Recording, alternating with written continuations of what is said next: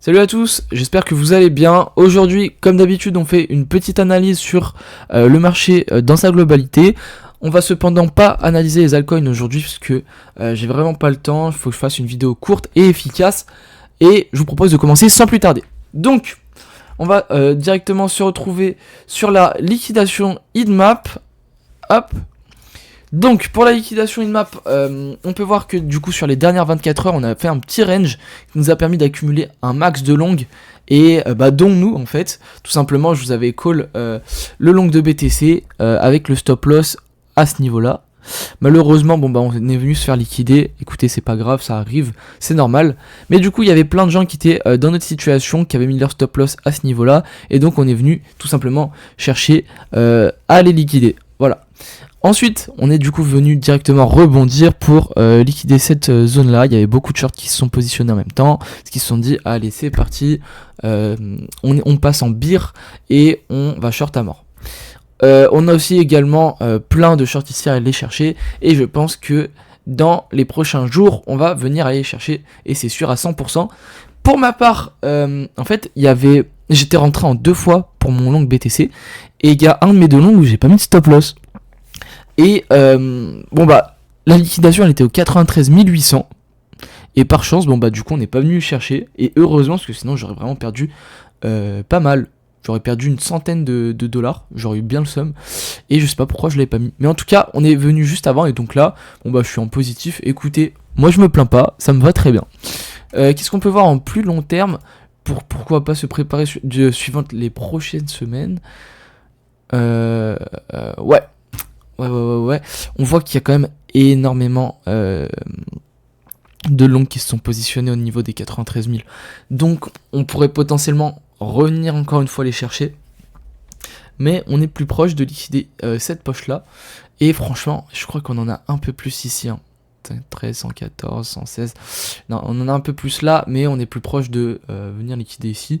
Donc pourquoi pas, hop, monter ici, puis redescendre pour venir liquider un peu tout le monde. Niveau du mois, donc sur le dernier mois, toutes les liquidités qu'on a accumulées, là on en avait accumulé pas mal, mais bon, on les a plus maintenant. On en a encore un peu là, on en a surtout beaucoup au niveau des 99 200 et énormément au niveau des 110 000. Mais après ça c'est totalement normal. Niveau des 3 derniers mois, peut-être qu'on va avoir plus d'informations, on sait pas.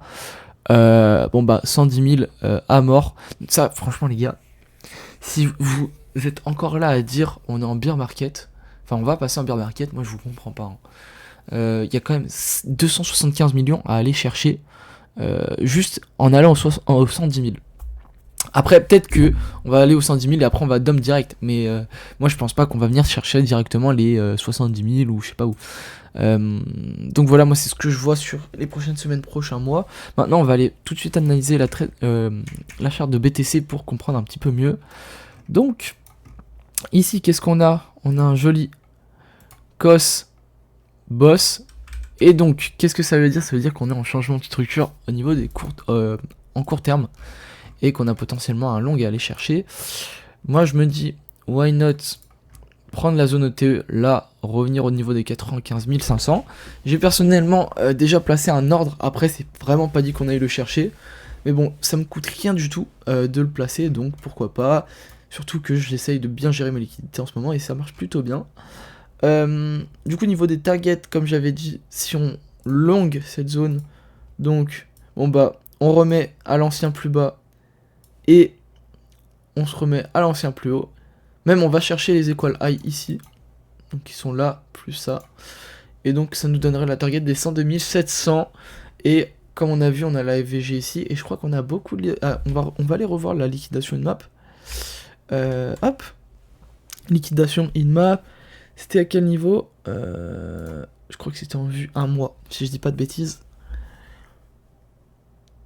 Non, je crois pas que c'était ça. C'était en 2 semaines.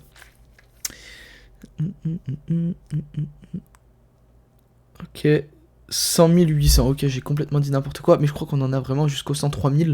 Et les 103 000, ça correspond... Alors attendez, je vais mettre en bien.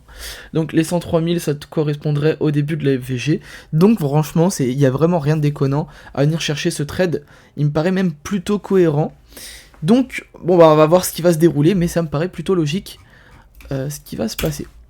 Ensuite, du coup, si on prévoit une hausse de combien de pourcents ? 6%, on peut prévoir quoi ? On peut prévoir sur la BTC dominance une réintégration du range. D'ailleurs, chose assez bizarre. Tout à l'heure, j'avais remarqué que la mèche était venue jusque là. Je sais pas pourquoi. Bon, ça a changé entre temps apparemment, mais c'est pas grave. Donc, qu'est-ce qu'on peut voir ? On pourrait du coup se dire, bon bah, why not venir rechercher les 103 000, revenir réintégrer le range, pourquoi pas aller en haut avant de procéder au dernier crash, et du coup, pourquoi pas de péter vers le haut, voilà. Mais c'est aussi possible vers le bas, mais on verra une fois là-bas. Mais donc moi, pour la BTC dominante, je vois bien quelque chose comme je vous l'ai dit. Hop, on réintègre, on vient ici, et après on se refait rejeter, et là, on pète vers le bas. Ensuite, pour ETH, alors, j'avais déjà essayé de faire la vidéo, mais je m'étais trompé, je bégayais et je suis fatigué, donc c'est un petit peu compliqué les gars, mais j'essaye de vous sortir vraiment la qualité. Donc, revenons-en à nos moutons. ETH, je vois bien quelque chose de comme ça, donc on revient chercher la zone OTE. Par la même occasion, on revient du coup sur la FVG. On nous fait quelque chose comme ça et on pump enfin. Pourquoi ? Parce que là, on peut voir qu'on a un Cost and Boss, bon, qui a été créé par du coup la charte Other, on va aller la voir juste après. Mais voilà, globalement, je pense qu'on peut aller pump dans les semaines à venir. Surtout si BTC y hausse jusqu'à 103 000. Et donc, dans ce cas-là, on reviendrait chercher la zone ETE. Et après, bon bah, on verra une fois qu'on y sera. Ensuite, Other. Bon bah, logiquement, les gars, si on vient dump sur la BTC dominance, on vient pump sur la charte Other tout simplement, parce que quand le Bitcoin il perd la liquidité, les altcoins ils en gagnent. Donc on peut voir qu'on a eu justement un joli cost and boss, donc un changement de caractère, et là on est tranquillement en train de continuer notre avancée, et j'avais remarqué qu'on pouvait aller se trouver un joli long ici. Donc un joli long, pourquoi ? Parce que du coup on mettrait le stop loss là, on rentrerait ici, bon bah moi je suis déjà rentré personnellement sur quelques coins, et on mettrait un stop loss ici. Pourquoi ? Parce que on viendrait potentiellement sweep les derniers plus hauts, pourquoi pas retomber. Après franchement c'est vraiment à prendre avec des giga pincettes. Moi quand on est dans ce genre de zone, je trade 0. D'habitude, juste là j'ai vu 2-3 opportunités que je vais peut-être vous partager juste après. Mais voilà. Donc globalement, qu'est-ce qu'il y a à retenir, c'est que bon, on est dans la zone ETE du mouvement là, donc pourquoi pas un rejet, mais on est aussi également dans une zone plutôt pas mal pour pouvoir investir et que ça monte un peu vers le haut. Mais c'est en fait ça toute l'ambiguïté, c'est que d'un côté on a 50%, on peut monter, 50% on peut descendre, donc le mieux c'est de pas investir. Ensuite, bon bah allez, on va aller voir 2-3 coins. Le Mate où j'en ai beaucoup parlé. Donc je vais représenter vite fait le projet. Le Mate, c'est en fait le concurrent de Virtual. Donc c'est un coin qui a été sorti par MoMate, qui est déjà un agent IA. Sauf que là, ça va être toute la partie agent infrastructure où plusieurs agents IA pourront être hébergés sur du coup directement leur plateforme. Et du coup, c'est assez bien parce que du coup, ça concurrence vraiment Virtual qui a été un énorme projet. Donc pourquoi pas des énormes gains. Et franchement la narrative agent IA fait déjà partie de l'IA en elle-même. Et puis même est en train de... Enfin pas en train, a déjà eu un énorme pump. Donc pourquoi pas venir performer vraiment pas mal de sur le Mate. Donc on peut voir que là il a vraiment bien crash. Il a vraiment pris cher depuis sa sortie. Il a pris un moins 96% je crois. Si je dis pas de bêtises. 96% les gars, je sais pas si vous vous rendez compte. Juste on s'arrête à moins 90% de moins 90% jusqu'à jusqu'à là, jusqu'à le bottom, il y a 54%. Juste pour vous dire à quel point ça change entre 90 et 96, enfin bref, c'est vraiment énorme. Et donc là, on est vraiment à des niveaux très très bas. Personnellement, moi, vu que je fais du DCA pas trop, de base, c'est un peu contre mon gré. De base, je voulais vraiment investir parce que je pensais que ça allait péter, mais ça fait que de se casser la gueule. Et je me dis, bon bah, écoute, quitte à que ça se casse la gueule, autant que tu te fasses un énorme bag de ce coin. Et donc, je fais du DCA. Je pense toutes les semaines environ, je crois, je mets 150$ dessus.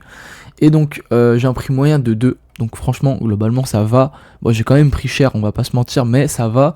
Et moi, de toute façon, j'y vois beaucoup d'avenir dessus. Bref, aparté terminé. Maintenant, APT. Donc APT, j'avais pas pu le passer plus tôt, parce que bon, ces derniers temps, j'ai vraiment eu 0 temps. On est dans la zone OTE du mouvement. Oh putain, on est encore venu se faire front run, j'ai envie de pleurer. Mais bref.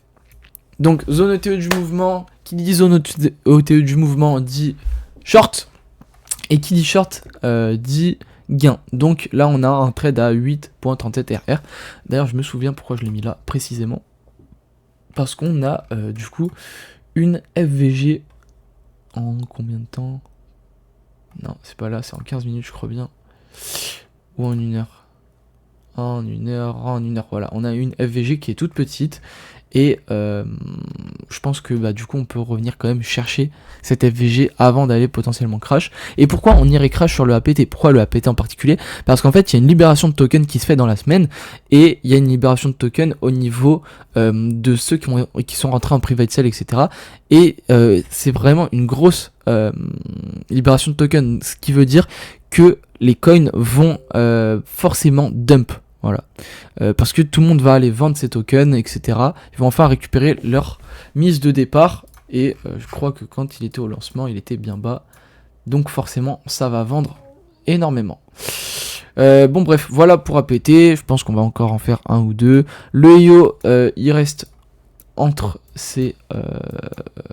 entre ceci. Donc, ah non, c'était des FVG, pardon. On supprime, hop. Et hop, donc le APT, IO, pardon, il continue de range, il est revenu dans sa zone ETE, je crois. Ouais, absolument, il est revenu tester sa zone ETE, il a méché un petit peu en dessous, mais rien de bien grave. Mon trade s'est fait stop loss au 1.37.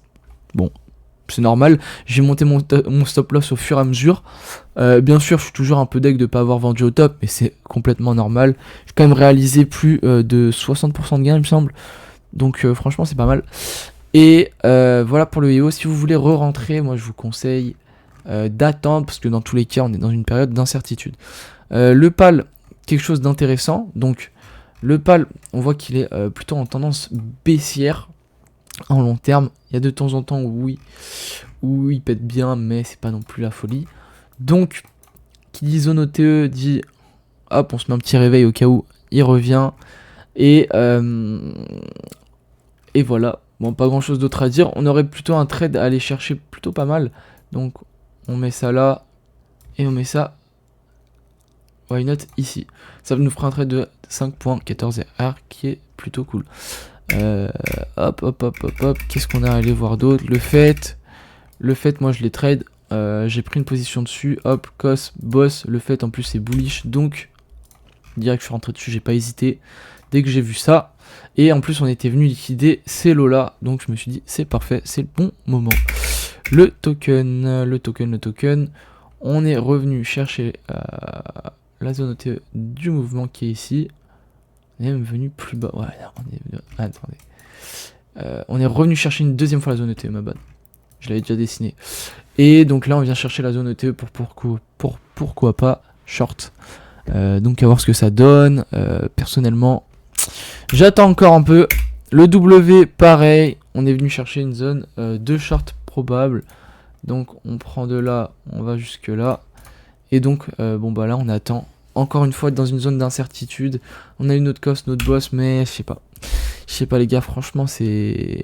Après cos et boss c'est bullish hein, donc. On peut clairement venir faire ça hein. Mais moi j'attends. Parce que ça me paraît louche cette histoire. RSR la même chose. Hondo. Là le Hondo pareil hyper intéressant. Pourquoi? Parce que là il y a des vraies raisons. Les autres c'est un peu du... Les autres je sais pas quoi en penser, mais lui je sais quoi en penser. Donc là étant donné qu'on fait que des ranges bizarres comme ça, là, vraiment on fait des big mèches et tout, on laisse énormément de liquidité là, tac, on fait quelques mèches, et on n'est pas venu combler totalement la EVG, donc why not venir prendre un short. Pourquoi? Parce qu'on est aussi dans la zone OTE. Du coup, moi ce que j'ai fait, parce que là je l'ai vraiment enfin j'ai mis un ordre, hop, on dessine la zone OTE. À mon avis, ce qui va se passer, en plus même on est dans une zone OTE encore à plus court terme, alors on va la prendre ici, hop là, double zone OTE. Donc je me dis quoi? Je me dis bon bah c'est plutôt pas mal, on peut venir chercher un très beau short. Donc je place mon ordre ici, tac, et je me dis hop, on n'a pas plus bas que là. Je me dis qu'est-ce qu'on peut aller target? On peut aller target ici les gars. Et ici ça donne vraiment un RR de fou furieux. Hop, donne un RR de, tenez-vous bien, 4,22 pour 16% de baisse. Donc why not se faire masse de gains? Et bon, pas grand chose d'autre à dire de plus. Est-ce qu'on est venu faire une inversion de structure? Pas vraiment. On est venu faire bon, bah, le COS, le boss, mais bon, après ça c'est comme sur tous les alts. Et vu qu'on est plutôt en train de faire des méga range de la mort, je me suis dit pourquoi pas. Surtout que là, bon bah à chaque fois on vient chercher la zone OTE et on se crache la gueule. Regardez, on vient pixel dessus, hop, on vient liquider le dernier plus bas, etc. etc. Enfin bref, je vais pas m'attarder là-dessus. Le pit, est-ce qu'on a quelque chose à aller chercher? Non. Le hype non plus, le NIR non plus, le AEVO, pourquoi pas venir chercher cette mèche là pour tenter un long. Ça peut être intéressant. Et le long irait jusque là et le SL jusque là.